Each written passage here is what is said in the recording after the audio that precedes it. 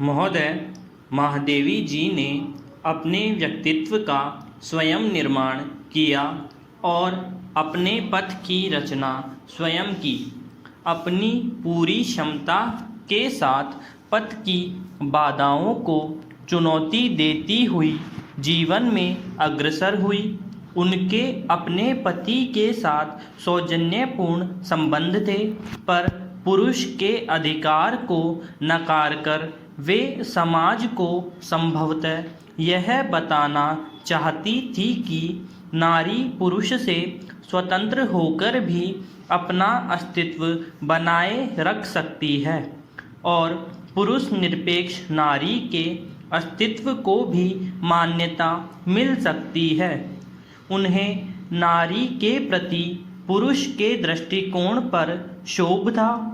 पुरुष ने कभी नारी के अभाव का अनुभव करना ही नहीं सीखा। स्त्री को प्रत्येक पग पर प्रत्येक सांस के साथ पुरुष के सहायता की भिक्षा मांगते हुए चलना पड़ता है। समाज संगठन में नारी अपना निजी योगदान दे सकती है। समाज की समस्याओं का समाधान नारियां अपने ढंग से कर सकती हैं और स्वस्थ संबंधों की स्थापना भी की जा सकती है। पुरुष प्रधान भारतीय समाज में परवशता और परतंत्रता की श्रृंखलाओं को तोड़कर भारतीय नारी स्वतंत्र जीवन भी जी सकती है। इसको उन्होंने 100 उदाहरण स्वयं अपने जीवन द्वारा प्रमाणित करके दिखाया। इस प्रकार काम शक्ति ऊर्जा के रूप में विकसित हुई महादेवी के व्यक्तित्व में काम शक्ति का प्रतिबंधित और दिशांतरण रूप विकसित हुआ, जो सामाजिक दृष्टि से उपयोगी सिद्ध हुआ।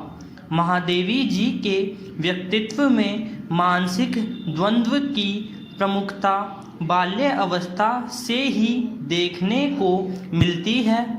विवाह को अस्वीकार करके स्वयं के लिए द्वंद्वात्मक स्थिति उत्पन्न की तथा परिणामतः उन्हें मानसिक तनाव का सामना करना पड़ा।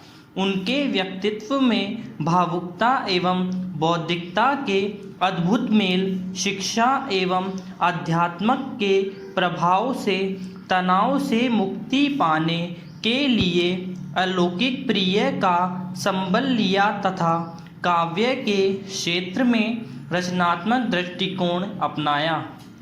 व्यक्ति से समष्टि की समस्याओं के समाधान में स्वयं को व्यस्त रखा और अपनी मानसिक शक्ति का सदुपयोग किया।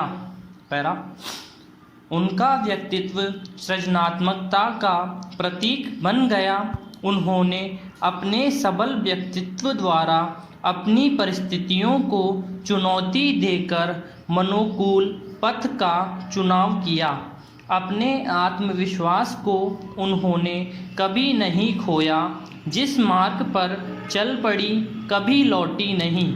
महादेवी जी ने अपनी इच्छा शक्ति का प्रयोग करके अपने दुख को अभिशाप बनाने की अपेक्षा शक्ति बना लिया। दीपक से उन्होंने जलकर दीप्त होने के और कमल से विकासशील होने की प्रेरणा ली। नारी जीवन की उन्नति के लिए वे सदैव तत्पर रहीं।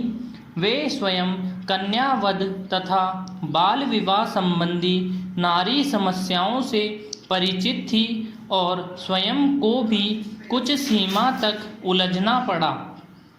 अतः इसके विरुद्ध आवाज़ उठाई कि समाज नारी की शक्ति और क्षमता समझे। नारी भोग्या नहीं शक्ति है, निराक्षित नहीं आश्रयदात्री है। उन्होंने स्वयं नारी जाति में आत्महीनता की ग्रंथि को आत्मविश्वास तथा आत्मगौरव द्वारा विजय प्राप्त करके नारी जाति के सामने आदर्श प्रस्तुत किया। उन्हें भारत देश में नारी की स्थिति पर शोभ था। नारी आज अलंकरण मात्र है, पुरुष उसे भोग रहा है।